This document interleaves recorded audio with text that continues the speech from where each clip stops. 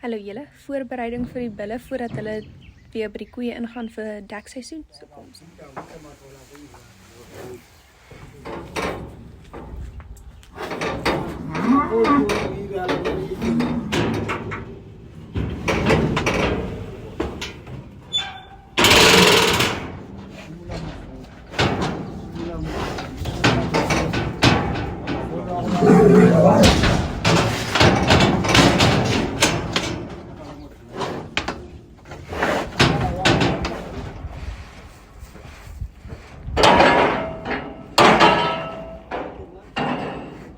Hier is ons kwaaibol. Kom!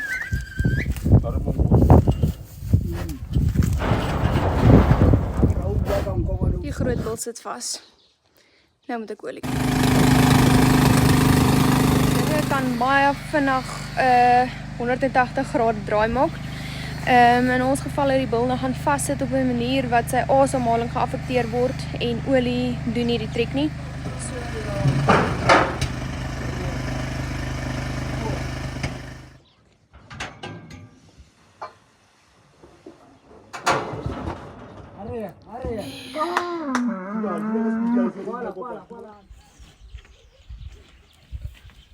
Okay, is daar hemorroid?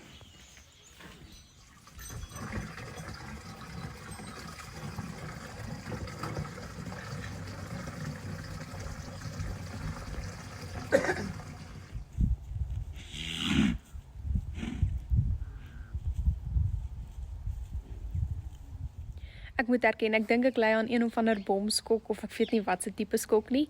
Dit was redelik baie vir my om in te neem met alles wat gebeur het, veral die oomblik toe hy semi-plat geval het en sy longe druk toe en ek hoor hy kry nie ordentlik asem nie en die kos kom bo uit en dit was nogal baie om in te neem. Ek het ongelukkig dit nie vasgevang nie, want toe skrik ek en dit is nou vinnig plan maak, verstaan, so ja, dit wat ek wel afgeneem het is toe hy weer sy voete gevind het en regop gestaan het, maar toe het ons 'n plan gemaak en ja, hy is okay, hy is saam met die ander twee bulle weer in die veld. Ek sal hom nou die volgende paar dae dophou net om seker te maak hy is regtig okay.